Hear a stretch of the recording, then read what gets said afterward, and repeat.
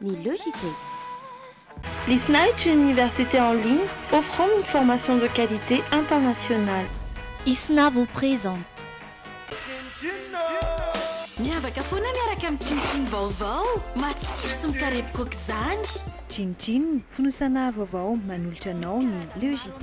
oay tolaza mangirana sy malefaka tsara ny volondry Natura sady manitra sy tanora lalandavako kendry a Natura ihany ikia Vokatra Natura manolotra ho anao ny le JT. Nettoie manolotra ho anao ny le JT. Nettoie, liquide vaisselle misy hanitra mandarine, citron, pêche miel ary pomme verte.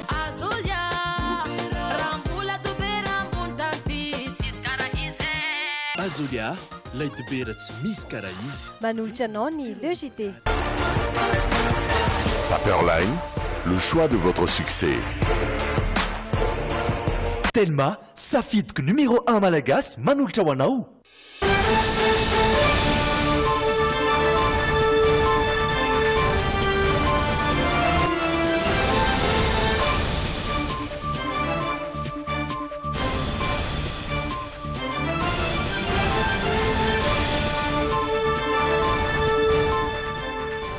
alakamisy fa 10 ny volana oktobra taona 2010 miarabantsika tompoko lasy tompoko vavy indretindray izay mianada sy ny ekipa iray manontolo notranao ny vaovao ho any androany toy izao ny lohatentsika ho any androany. Namaly mikasika ny fangatahana ireo kandida sasany anemitra ny fifidianana filoham-pirenena ho avy izao ny voamera-pirenena mahaleo-tena misana ny fifidianana ny seny androany.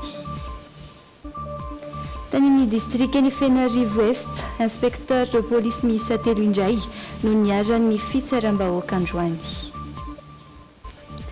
Navotsitra ireo pakankeriny Omaly Ariva, Isaber Molo, Pandrara, tompona trano fivarotam-panafody iray, Etsivandry. Nitokona teo anoloan'ny sita Amboimiandra ireo mpiasan'ny sita nanao fitokonana izy ireo sy nangataka ny fitakian'izy ireo androany.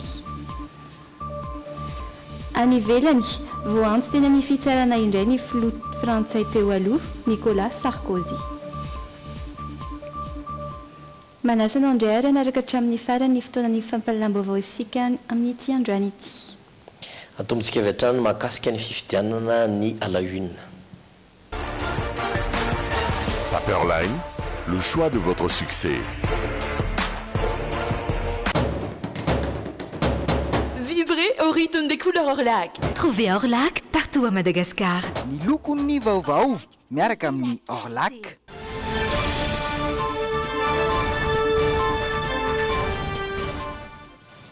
Tsy maintsy tanterana ny 7 novambra ho avy izao ny fifidianana filoham-pirenena fiodinana voalohany araka ny voalaza ny seny tsy afaka manapaka ny fanemorona izany izy ireo. Mbola mitaky ny anemorona ny fifidianana ihany nefa ireo kandida miisa 420 izay nanao ny fanambarana tamin'ity androany ity namaly izany voamera-pirenena mahaleo-tena misana ny fifidianana izay tafaresaka tamin'ny Pierre Dine Razafindramanana sy Anja Rakotonorainy.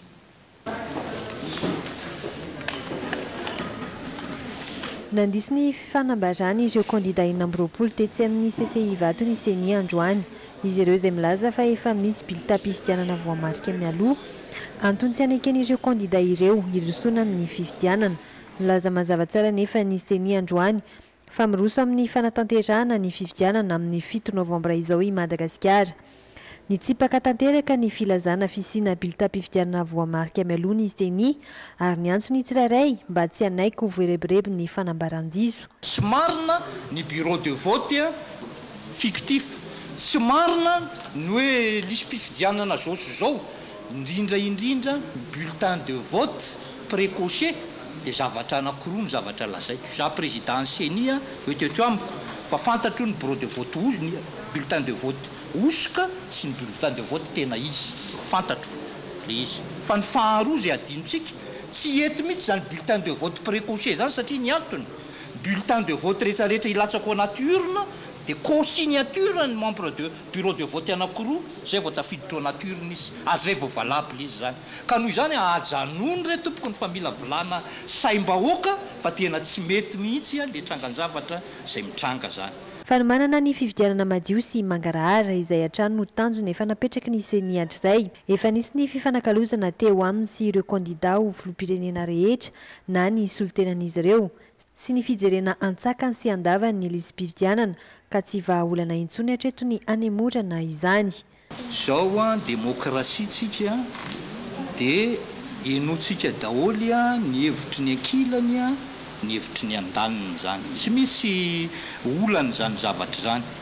Raha ohatra ny tia mahita ny consensus ny be sy ny maro tsika manomboka amin'ny consensus ny candidat, consensus tsika rehetrarehetra malagasy ny senia mbola veriko ihany tsy anohariny amin'ny fanapahan-kevitry ny be sy ny maro. Fa raha tsy misy zay consensus zay, tsy misy ny consensus ny candidat, tsy misy ny consensus ny be sy ny maro, ny lalàna ny lalam-panorenana ary ny 7 novembre no androsotsika tsika angeza hoe fakakikely ny 7 novembre mazava be zany zavatra lazaiko zany, tsy misy zavatra miolakolany zany fa ny aty amin'ny seni dia mahitsy a. Nisy ny fanaovatry ny fifanaraham-piara-miasa teo amin'ny seni sy ny firenena norvéziana tamin'ity androany ity. I Norvège izay nanolotra vola ho an'ny Madagasikara ho amin'ny fanatanterahana ny fividianana, pourvu iray izay milaza fa vonona hiatrika izany Madagasikara.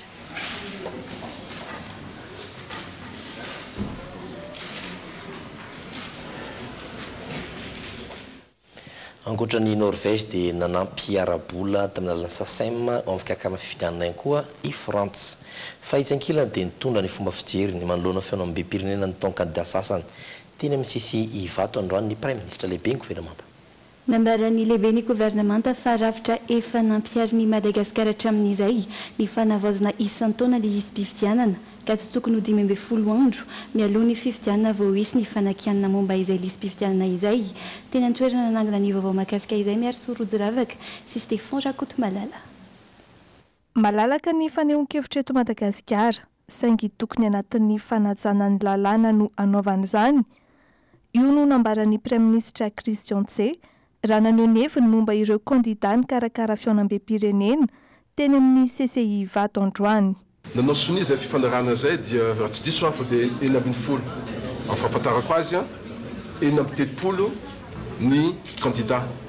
Anjarantsika ny mieritreritra ny hoe mety inona ny fiantraikany zany fifanarahana na zany fanaovana fivoriana zany. Efa petrako ombien'ombieny malalaka zany setra fanehoan-kevitra fa tsy maintsy ajaina ny lampanorenana. Nambaran'ny lehiben'ny gouvernemanta fa efa nanome fanazavana sy nandray andraikitra mikasika ny anarana miverina indroa anaty lisy-pividianana ny seni. Ny fandaminana sy fomba fiasa efa nisy hatramin'izay ihany ho izy no nampiarina tamin'ny fikarakarana ity fividianana filoham-pirenena 2012 sy 2020 ity. Fa zao système ataontsika zao dia miankina amin'ny révision annuelle de liste électorale dia io niainana hatramin'izay taorinany nazotsika fahaleovantena ka androany 12 andro sisa nanaovantsika fividianana dia to taitra tampoka ny olona rehetrarehetra miteny hoe fa tsy mety io système ny fichier électoral sao dia argument politique zany. Entitra ny Prime Ministre nilaza androany fa tsy maintsy miroso amin'ny zotra-pividianana amin'ny 7 novembre isika eto Madagasikara ka entanina ny rehetra ho tony sy anaraka ny lamina amin'ny fanajana ny lalàna. Nanome toky ihany koa ny lehiben'ny gouvernemanta ankoatr'izay fa vonona hatrany sokatra amin'ny fifampiresahana. Izay ny vaovao mahakasika ny fividianana fa aorian'ny dokam-barotsika dia naraka vaovao maro samihafa izay nitrangam-piarahamonina ny ban-toerana betsaka amin'izany. Ireo vaovao ny trangam-piarahamonina no teny ban-toerana betsaka ho an'ity tapany faharoa ny actu-ity androany. Ny rongatra sy ny sesesy tao ao, ny tsy fandriam-pahalemana sy ny fitsaram-bahoaka efa saika miparitaka manerana faritra rehetra eto amin'ny nosy izany. Tamin'ity androany ity tany amin'ny distrikany Fenarive Est dia inspecteur miisa 3 indray no niaran'izay fitsaram-bahoaka izay ndao arahana ary ny fanadihadiana izay hoentiny Rova Soandriaparany sy Hainahaon. Nandrasana Brian Siméon, ibezaka Fidelia Abedi, Irandria Mahertso Ajarnofy, izy tela ireo izay samy inspecteur de police miasa amin'ny sampana ekonomika ao Tomasina sy Fianarivou Atsinanana no maty ny fitsaram-bahoaka tany Ambody Azina any amin'ny commune ambanivohitra Ambatoaranana, distrikany Fianarivou Atsinanana. araka ny vaovao dia nanatanteraka iraka tany Fianareva Atsinanana izy Stella ireto. Iraka no mba mpanadihadina manodidina ny alatra lavanila izay mampikaikaiky an'ireo mponina any an-toerana.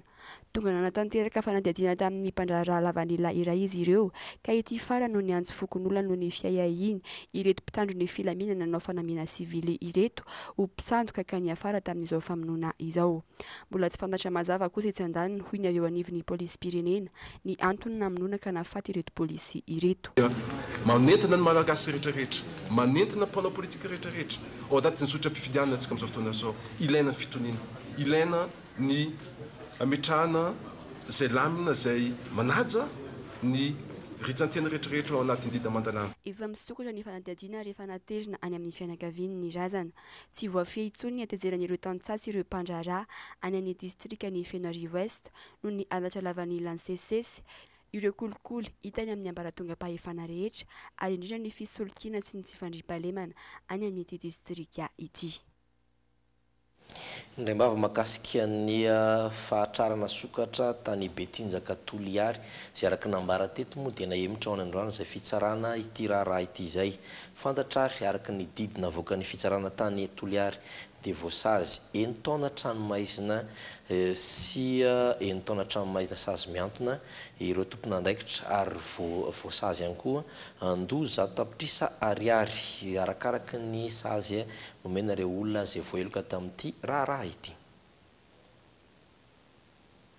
Anity Mahajanga ihany koa dia fantatra izao fa vaky tolakandro ny fonja any Mahajanga hatreto araka ny vaovao dia 3 no tafatsoaka ray tamin'ireo ihany no tratra tena manodidina 2 mbola tsy hita hatramin'izao. Raha mpitso nitondrany namanay mpanao gazety avy any Jumina Mahajanga ny vaovao mahakasika izany fa omaly ariva no navotsy pakan-keriny azy Isabiry Molo mpandraharaha tompona hatramin'ny fotoam-panafody etsy Ivandry. Salama tsara ny tena ny araka ny fanambarana avy amin'ny fikambanan'ny Karana mizaka ny zopirena frantsay monina eto Madagasikara. Omaly tokony tamin'ny 7 ariva no navotsitra ireo pakan-keriny azy teny Tanjombato Isabiry Molo rehefa tsy hita roa herinandro laza izay. Salama tsara ny tena ny araka ny fanambarana avy amin'ny fikambanan'ireo teratany Karana mizaka ny zopirenena frantsay monina eto Madagasikara. Tsy fantatra hatreto na nisy takalo volana tsy ny fahafahany Isabiry Molo izao. Tsy nisy fanampim-baovao voaray hatreto.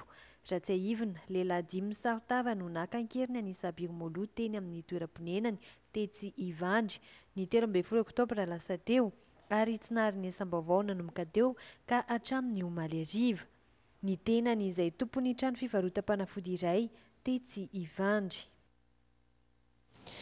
5 volana tsy naraisana karama ireo mpiasa ny site amin'izao fotoana.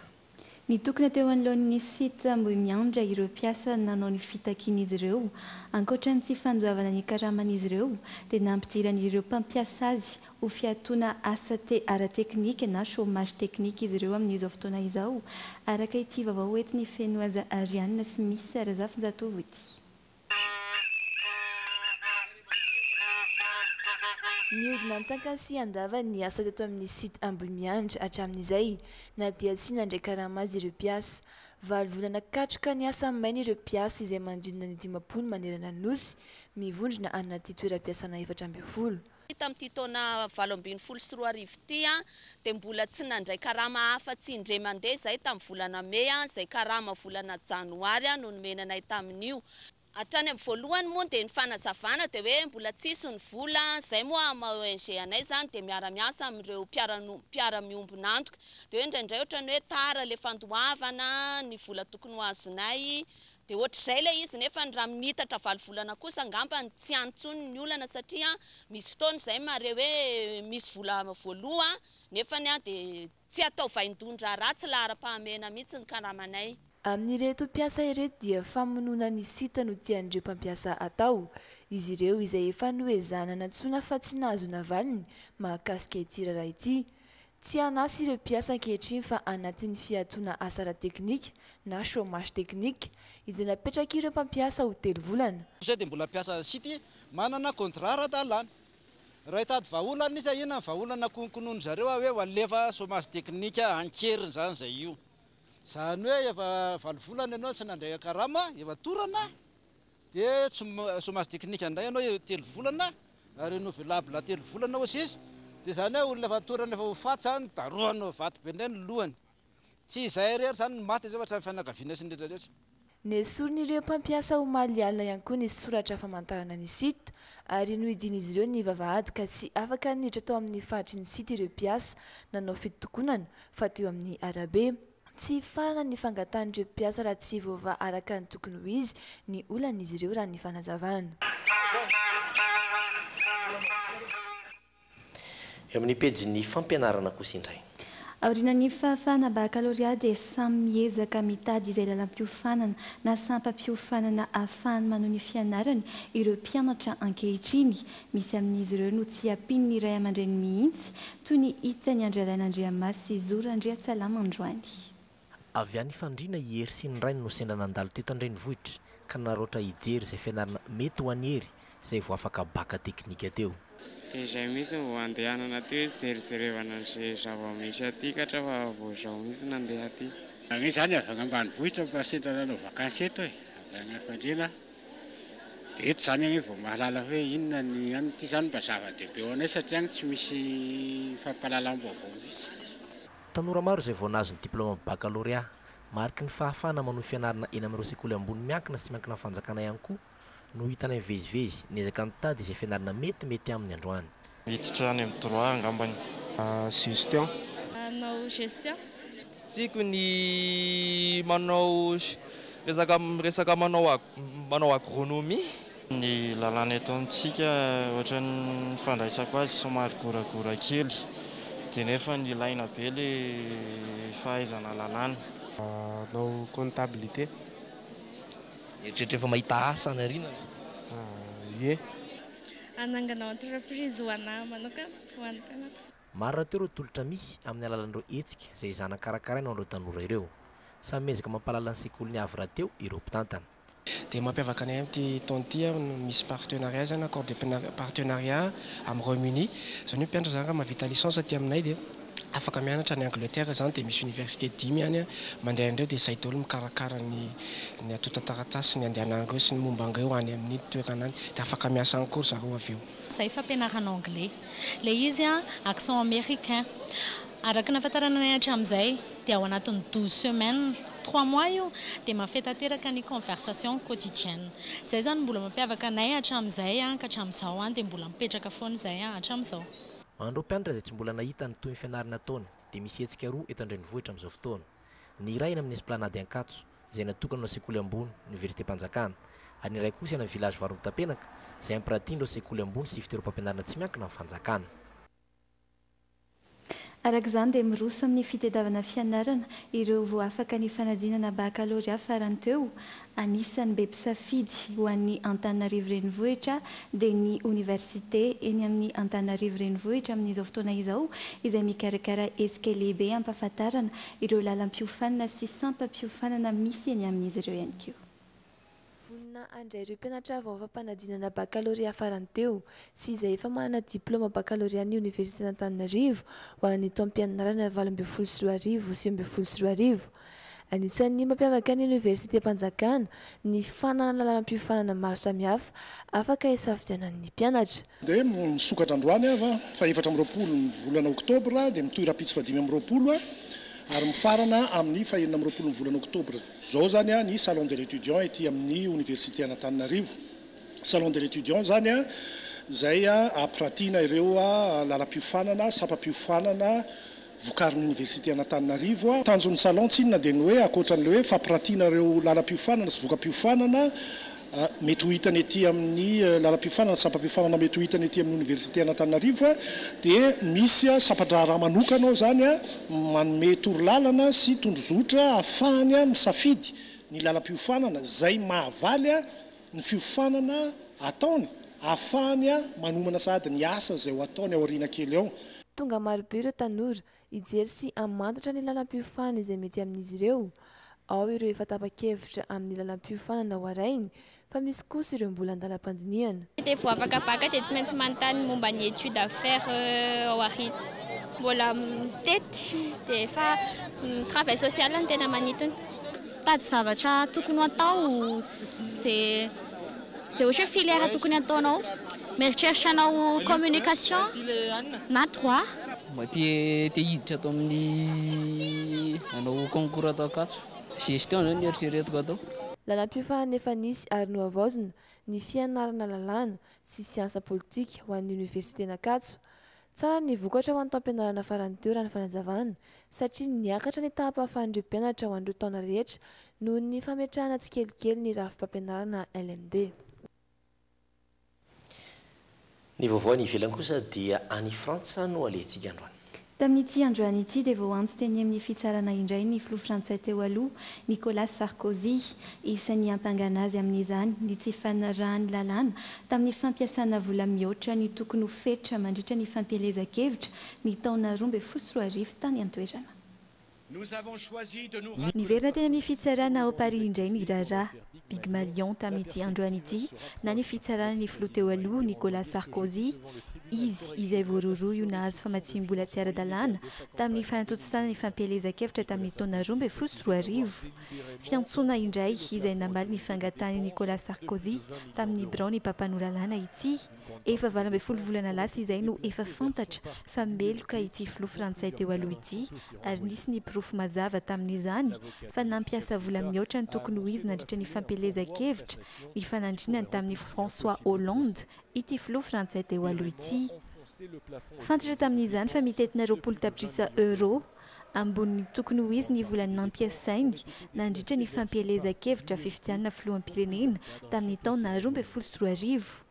Tokony ho vola 2.20 tapitrisa euro ihany anefa no nampiasainy tamin'izany araka ny voasoratra ao anatin'ny lalàna. Tamin'ity androany ity moa dia mbola nangataka ny fanemorana ny fitsarana ihany ny mpisolo vavan'ny filoha frantsay teo aloha. Etsekilan'izay dia tsy manaiky ary nilaza ireo mpitory fa efa tokony meloka efa ela i Nicolas Sarkozy. Avant l'éclatement de l'affaire Pygmalion. Amin'ny valora alina izao ato anaty dokam-barotsika dia verina eto indray avy eo.